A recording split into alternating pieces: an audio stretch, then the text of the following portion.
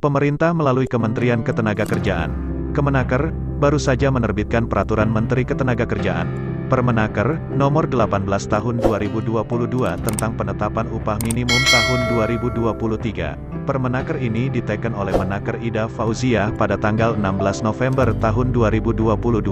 Dengan terbitnya Permenaker tersebut, maka kenaikan upah minimum pada tahun depan maksimal sebesar 10%.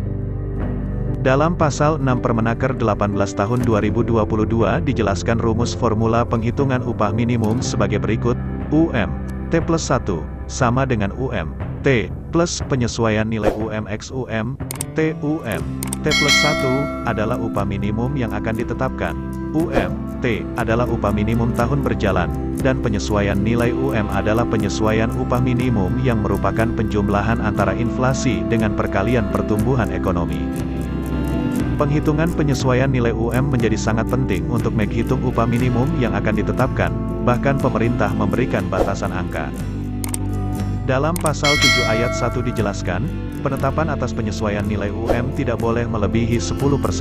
Hal itu ditegaskan lagi dalam pasal 7 ayat 2. Dalam hal hasil penghitungan penyesuaian nilai upah minimum sebagaimana dimaksud pada ayat 1, melebihi 10%, Gubernur menetapkan upah minimum dengan penyesuaian paling tinggi 10%, bunyi pasal 7 ayat 2. Adapun cara menghitung penyesuaian nilai UM dijabarkan di dalam pasal 6 ayat 4, Permenaker, Nomor 18 Tahun 2022 tentang penetapan upah minimum tahun 2023.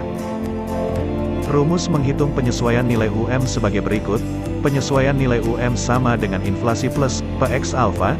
Inflasi yang dimaksud adalah inflasi provinsi yang dihitung dari periode September tahun sebelumnya sampai dengan periode September tahun berjalan, dalam persen, sementara P adalah pertumbuhan ekonomi, sedangkan alfa adalah wujud indeks tertentu yang menggambarkan kontribusi tenaga kerja terhadap pertumbuhan ekonomi dengan nilai tertentu dalam rentang tertentu yaitu 0,10 sampai dengan 0,30.